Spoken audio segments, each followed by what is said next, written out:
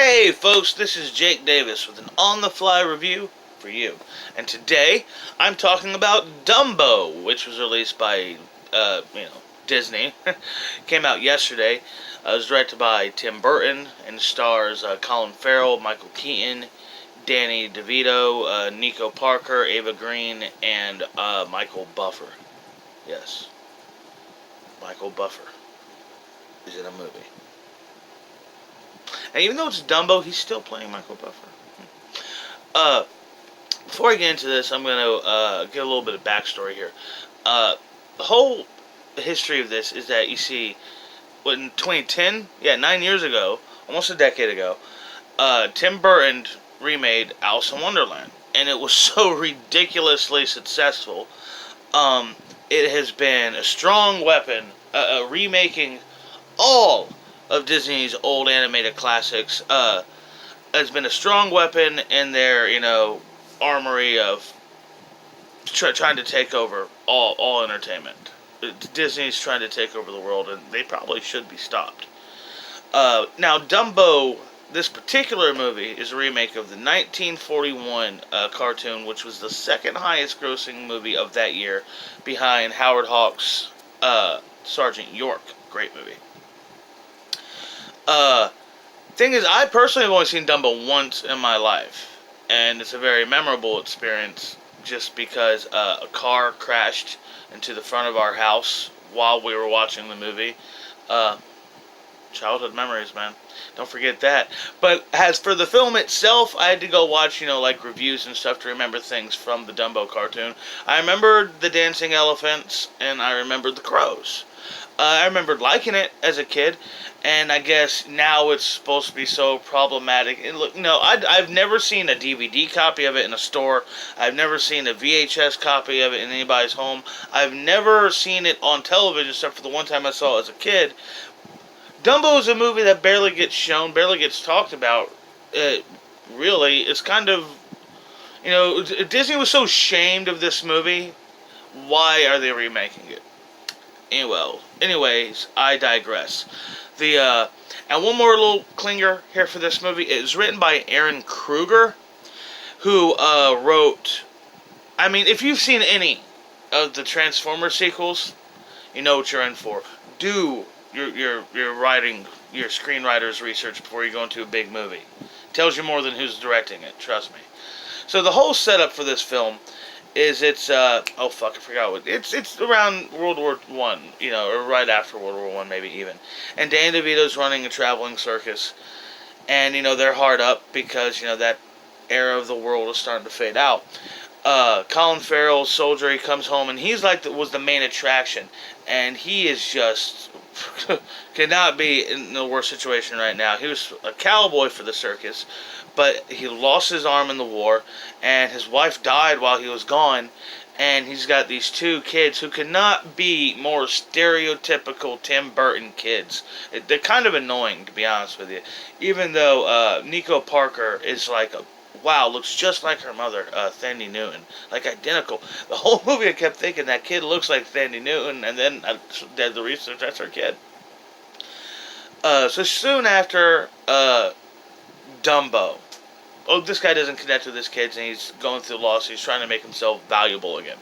Now, around the same time, a baby elephant is born, and of course, it's Dumbo with the big ears. And eventually, while he's just kind of considered a freak and shunned by most of the circus, the kids obviously want to take care of him because it's a baby elephant. I mean, if you were a kid, had a baby elephant right there, once you would play with the elephant. You would. Anyhow, and eventually the kids accidentally discover that the elephant can fly with his ears. And we know believes the kids eventually during a big circus incident while Dumbo is a clown, like in the old movie, and the fires, he falls, he does the big flying away, shocks everybody, and becomes a hero. Now, this movie doesn't have talking animals, it doesn't have musical numbers, and it doesn't even have, I don't even remember seeing crows flying around completely. I mean, you could at least have crows. At least they had, the vultures following Shere Khan. But we're 40 minutes in the movie, and we have covered the old film. It's over. So then we bring in all the shit we make up for the movie. Michael Keaton. Now, Michael Keaton comes in, he's an entrepreneur, and he thinks Dumbo is amazing. This is going to capture the world's imagination, and he is building a park. He thinks the age of the circus is over, and what people need is a stationary landmark where the whole world will come to see these attractions instead of trying to sell your show one town at a time. He's building Disneyland, obviously. And there's some Barnum Bailey stuff in there because literally for no other reason, because we're in the second hour of this movie, I guess we have to make somebody the bad guy out of nowhere for no reason, with no rationale behind any of it. Michael Keaton's just the bad guy now, for reasons. And not even explained or thought out or rationalized reasons, just he's the bad guy, deal with it. And ultimately, what I got to say good about this movie, I think Michael Keaton is great, I think Danny DeVito is great, I think it looks and sounds like a Tim Burton movie. That art direction, costumes are great, the Danny Elfman score is amazing, and it's just nice to see Michael Keaton and Tim Burton together again. I mean, he was the original Tim Burton actor. He starred in 3 of Burton's first 5 fucking movies. Everybody's talking about Johnny Depp now, but Burton's first favorite actor was Michael Keaton. So while it has stuff going for it, and I enjoyed it while it was on, it's not a good movie. It just doesn't really work. Much like Captain Marvel. It's not harmful. It's not like pissing you off while you're watching the movie. Well, I did roll my eyes a lot more watching Captain Marvel, to be honest. But, I don't think, I'm going to have to give Dumbo 2.5 stars. It's not harmful. It's kind of disrespectful, to be honest. I mean, the guy who's clearly an allegory for Walt Disney ends up being the bad guy in a movie from Disney. I mean, yeah, sure, Walt Disney wasn't a saint. Nobody, I doubt anybody in Hollywood is. But I mean, if you're working in the House of Mouse, show some respect.